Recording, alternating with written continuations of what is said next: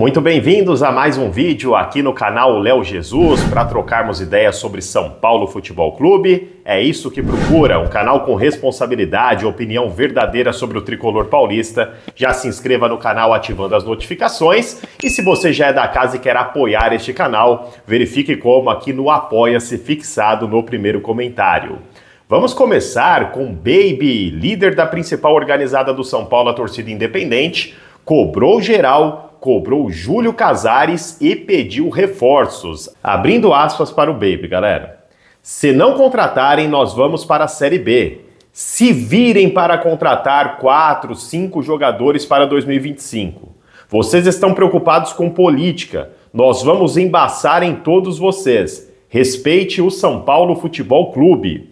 Falou aí o Baby, né? Ele cita muitas vezes que, na opinião dele, é o ano mais difícil, será o ano mais difícil da história do São Paulo Futebol Clube.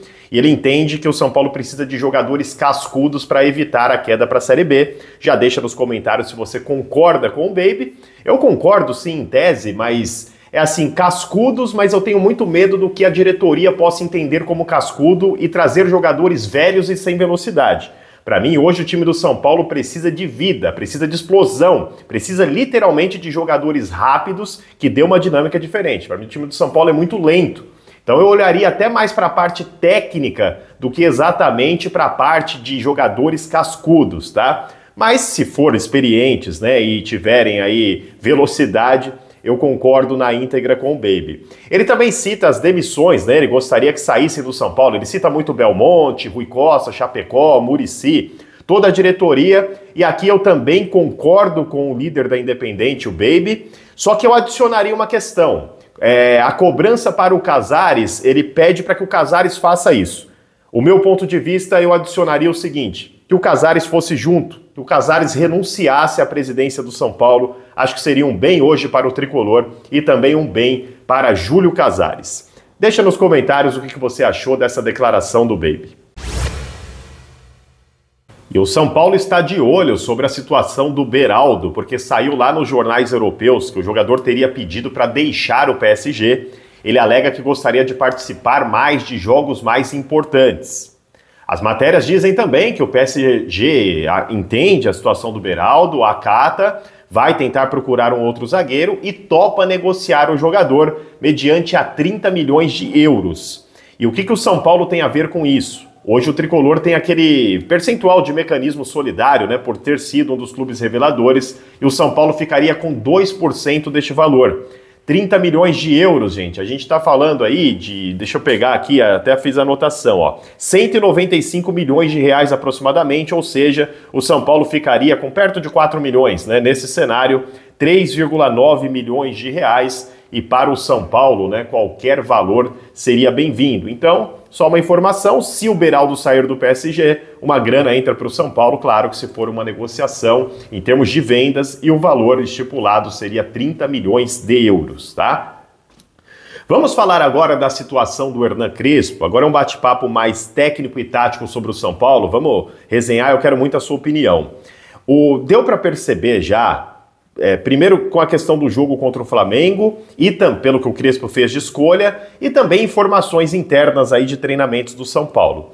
O que o Crespo pensa? Ele pensa em um 3-5-2, só que na cabeça do Crespo, ao contrário do que a gente viu contra o Flamengo, ele quer um 3-5-2 ofensivo.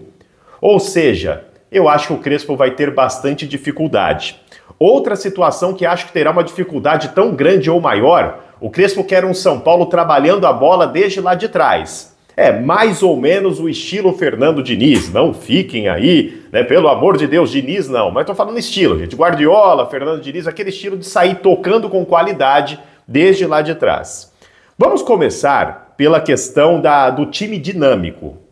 Com o elenco que o São Paulo tem, das duas uma. Ou o São Paulo terá que socorrer Crespo com reforços que tenham essa característica, porque hoje nós temos 3-5-2, você precisa ter alas rápidos, alas e não laterais. Hoje os dois titulares do São Paulo são laterais. Cédric Soares não tem nenhuma característica de ir até o fundo, e Enzo Dias, que para mim é um bom lateral esquerdo, mas para fazer papel de ala não é um jogador velocista. Possíveis soluções para isso? no elenco hoje, você teria o garoto Mike, inexperiente e machucado, inclusive, nesse momento, mas voltando, jogando com 3 zagueiros, deixando ele espetar. Precisa entender, a inexperiência pesaria ou não. Do lado esquerdo, o Wendel foi contratado para ser esse jogador que cai mais pelas pontas, um jogador de mais velocidade. Até este momento, o Wendel ainda também não entregou aquilo que o São Paulo esperava, tá? E aí, outras situações aí.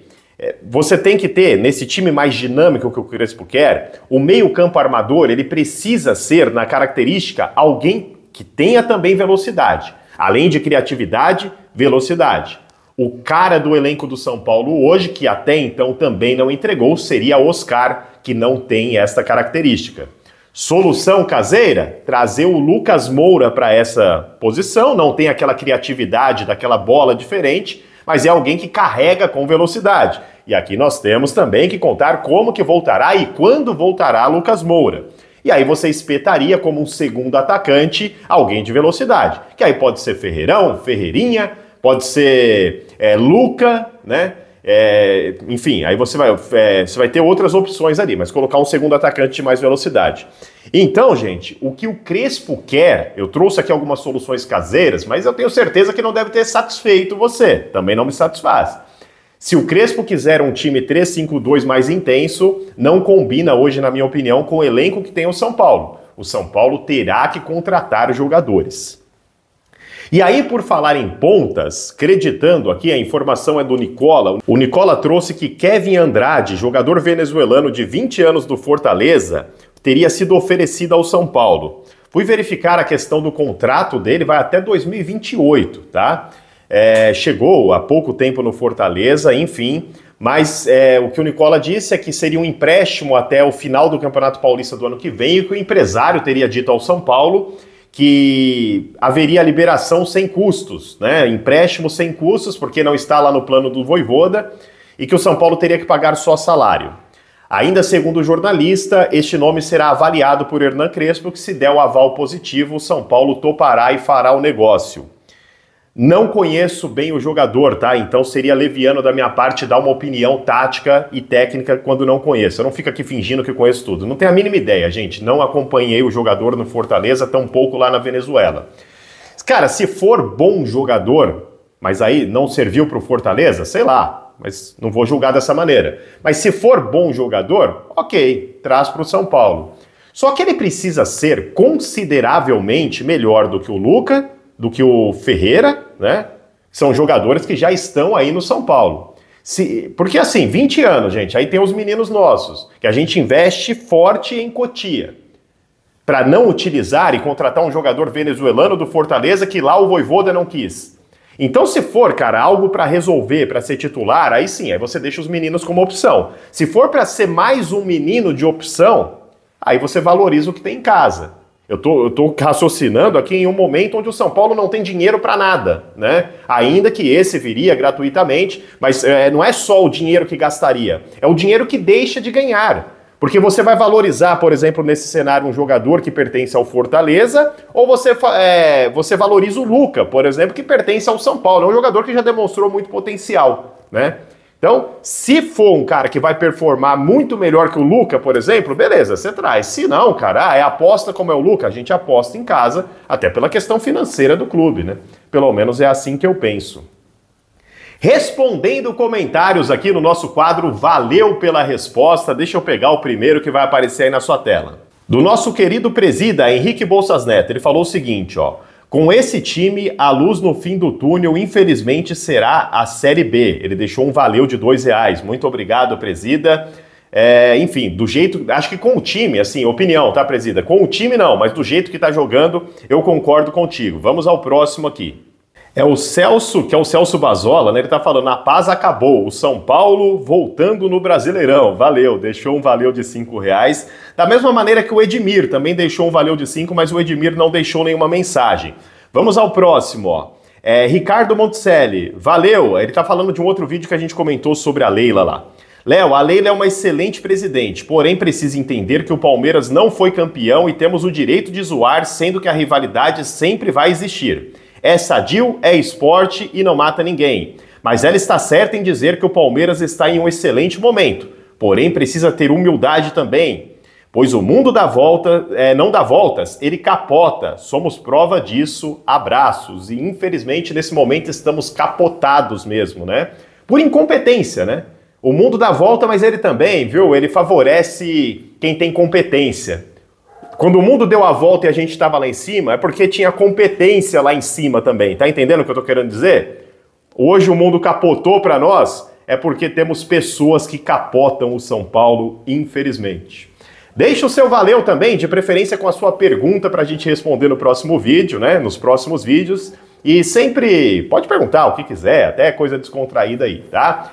Link fixado no primeiro comentário, se você achar que o canal merece o seu apoia-se, vamos nessa. Aliás, deixa eu agradecer também a um outro colega aqui, ó, que é o Carlos Roberto de Brito, que ele ajudou lá, ele mandou um pix pro canal de R$10. Muito obrigado, Carlos. Obrigado aos amigos patrocinadores aí, né? Nossos amigos patrocinadores. Ontem foi a minha estreia lá no QG Tricolor, mandar um abraço para toda a bancada lá, Teclas Daniel, Jova, Barolo, Drex e Acervão. Estaremos juntos daqui por diante. Tem jogo do São Paulo no outro dia, às 21 horas, QG Tricolor, que estará sendo transmitido aqui também no canal Léo Jesus. Me mando desejando que o meu amigo Jesus Cristo abençoe a sua vida e vamos São Paulo!